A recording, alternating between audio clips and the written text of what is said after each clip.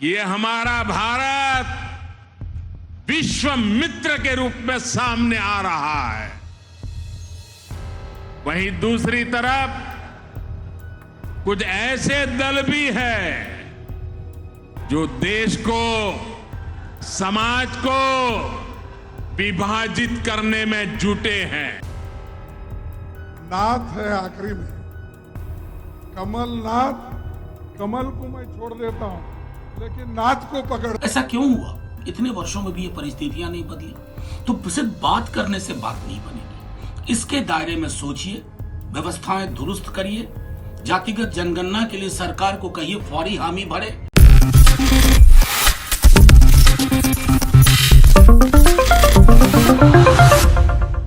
Next 9 news में आपका बहुत बहुत स्वागत है। मैं हूं आपके साथ अबरारुल हक रहमान। मेरे खास प्रोग्राम खेल कुर्सी का 2024 की उस लड़ाई का मैं आपका बहुत बहुत स्वागत है। और आज सिलसिलेवार तरीके से समझेंगे कि 2024 को लेकर इंडिया गठबंधन वर्सेस इंडिया गठबंधन की इस लड़ाई का महत्व क्या है और ये नतीजों में कैसे तब्दील होगा। आइए समझते हैं। दरअसल दर्शकों, कोऑर्डिनेशन कमेटी की बैठक हुई इंडिया गठबंधन और इस बैठक में तमाम दल शामिल भी हुए, मात्र 2 दलों को छोड़। हेमंत सोरेन भी इसमें शामिल नहीं होने वाले थे, लेकिन फिर भी उन्होंने देरी से ज्वाइन कर ही लिया। इस गठबंधन की बैठक में कई अहम मुद्दों को लेकर के चर्चा की गई और उसमें खास मुद्दा जो था एक ये भी कि देश में जिस ढंग से मीडिया चैनलों के माध्यम से या मीडिया चैनल के द्वारा एक नैरेटिव सेट करने की कोशिश की जा रही है, मेन स्ट्रीम मीडिया, याद रखिए, मेन स्ट्रीम मीडिया के माध्यम से इस समय जो है देश में सरकार का गुणगान किया जा रहा है। और दरअसल इसी बात से नाराज इंडिया गठबंधन के घटक दलों ने यह तय किया कि इनका बॉयकॉट किया जाए, इन चैनलों को कहीं ना कहीं अपने से दूर रखा जाए, इनको सबक सिखाया जाए। और इसी वजह से उन्होंने तय किया कि लगभग 4 चैनल, लगभग दर्जन भर एंकर, उनको बॉयकॉट करने का जो लिस्ट है, जो फहरिस्त है, वो उन्होंने तैयार किया और इसको लेकर के प्रेस कॉन्फ्रेंस भी की गई। के.सी. वेणुगोपाल ने प्रेस कॉन्फ्रेंस करते हुए इसमें अपने पक्ष को रखा है। सुनिए इस खास report. It was decided that the member parties will hold the talks and decide at the earliest. The committee decided to hold joint public meetings in different parts of the country. The first public meeting will be held at Bhopal in the first week of October in the issue of rising prices, unemployment and corruption of BJP government. The parties present in the meeting agreed to take up the issue of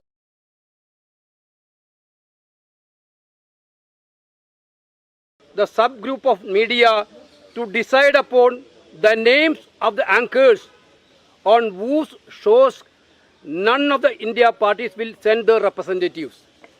These are the decisions, these are the outcome of the meeting.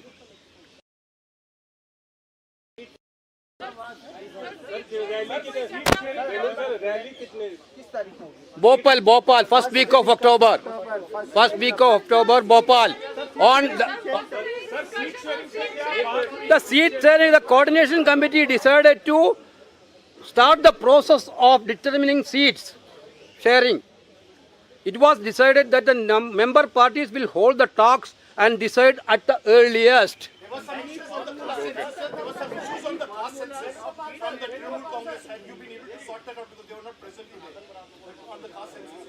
No, those who are present here decided these things. We are going to talk to them. तो आपने सुना दर्शकों, KC. Venugopal किस ढंग से ये कह रहे हैं कि इस पर इंडिया गठबंधन पूरी तरीके से सहमत। अब दूसरी ओर रुख कर लेते हैं। दरअसल प्रधानमंत्री नरेंद्र मोदी का आज मध्य प्रदेश का दौरा था। मध्य प्रदेश के इस दौरे में उन्होंने इंडिया गठबंधन पर निशाना साधना नहीं बोला, पुरजोर तरीके से उन्होंने निशाना साधा है और ये भी कहा कि इंडिया गठबंधन नहीं बल्कि घमंडिया गठबंधन है। बड़े मंच से उन्होंने जनता को संबोधित करते हुए और कई सारे आरोप भी लगाए। सुनिए इस खास रिपोर्ट में इस बयान को प्रधानमंत्री नरेंद्र मोदी ने किस ढंग से इंडिया गठबंधन पर निशाना साधा। ये हमारा भारत विश्व मित्र के रूप में सामने आ रहा है। वहीं दूसरी तरफ कुछ ऐसे दल भी हैं जो देश को, समाज को विभाजित करने में जुटे हैं। इन्होंने मिलकर के एक इंडी अलायंस बनाया है। इस इंडी अलायंस को कुछ लोग गठबंडिया गठबंधन भी कहते हैं। इनका नेता तय नहीं है, नेतृत्व पर भ्रम है, लेकिन इन्होंने पिछले दिनों जो मुंबई में उनकी मीटिंग हुई थी, मुझे लगता है उस मीटिंग में उन्होंने आगे एक गठबंडिया गठबंधन कैसे काम करेगा उसकी नीति और रणनीति बना दी है। उन्होंने अपना एक हिडन एजेंडा भी तय कर लिया है। और ये नीति रणनीति क्या है? ये इंडी अलायंस की नीति है, एक गठबंडिया गठबंधन की नीति है, भारत की संस्कृति पर हमला करने की। इंडी अलायंस का निर्णय है भारतीयों की आस्था पर हमला करो। इंडी अलायंस गठबंडिया गठबंधन की नीयत है भारत को जिस विचारों ने, जिस संस्कारों ने, जिस परंपराओं ने हजारों वर्ष से जोड़ा है, उसे तबाह कर दो। तो आपने सुना दर्शकों, अब आपको बताते हैं कि दरअसल मध्य प्रदेश का चुनाव किस लिए खास इस वक्त बनता चला जा रहा है। विधानसभा चुनाव में मात्र कुछ महीनों का समय रह गया है, लेकिन आज जहां प्रधानमंत्री नरेंद्र मोदी पहुंचे थे, ठीक उसी जगह मल्लिकार्जुन खड़गे, यानी कि उसी जिले में मल्लिकार्जुन खड़गे भी पहुंचे थे। मल्लिकार्जुन खड़गे ने भी वहां पर पहुंचने पर इसी तरीके से निशाना साधा था। बीते महीने अगस्त के मैं बात कर रहा हूं दर्शकों, प्रधानमंत्री नरेंद्र मोदी समेत भारतीय जनता पार्टी की उन रणनीतियों पर मल्लिकार्जुन खड़गे ने निशाना साधा और ये कहा कि संत रविदास की याद भारतीय जनता पार्टी को तभी आती है जब चुनाव नजदीक होते हैं, चुनाव सर पर होते हैं। और साथ ही मध्य प्रदेश को ठगने का भी आरोप लगा है। मल्लिकार्जुन खड़गे के इस पक्ष को आप एक बार जरूर सुनिए। नाथ है आखिरी में, कमलनाथ। कमल को मैं छोड़ देता हूं, लेकिन नाथ को पकड़ता हूं। नाथ मीन संत। ये नाथ पंथ जितने भी हमारे धर्मों में हो गए, वो लोगों की सेवा करने के लिए हो गए, कमल नहीं। कमल सिर्फ वो बीजेपी में है, नाथ हमारे लिए है। तो ये नाथ को आप जिताना है और कांग्रेस पार्टी का नाम रोशन करना है। भाइयों, ये तो जमीन क्रांतिवीरों की है और दानवीरों की धरती है, पर इस विशाल जनसभा को देखकर मुझे बहुत खुशी हो गई है। इतना बड़ा जनसागर चुनाव के वक्त आना ये बहुत बड़ी बात है। इसलिए मैं यहां सागर के सभी नेताओं को और जनता को, मां बहनों को मैं बधाई देता हूं। बुंदेलखंड इलाका इसकी आन बान और शान के लिए बड़ी मशहूर है, बलिदान की भूमि है। आजादी के आंदोलन में शहादत देने वाले नायकों की श्रद्धांजलि हम सबको देना है। बुंदेलखंड केसरी महाराजा छत्रसाल, महारानी लक्ष्मीबाई, वीरांगना झलकारी बाई को भी मैं श्रद्धांजलि देता हूं। इसके साथ साथ 17 साल की उम्र में 1942 के आंदोलन में तिरंगा फहराते शहीद हुए साबूलाल जैन के योगदान को भी मैं नमन करता हूं,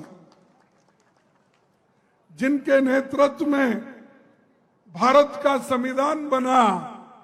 वो मध्य प्रदेश में ही डॉक्टर बाबा साहब अंबेडकर महू में पैदा हो गए।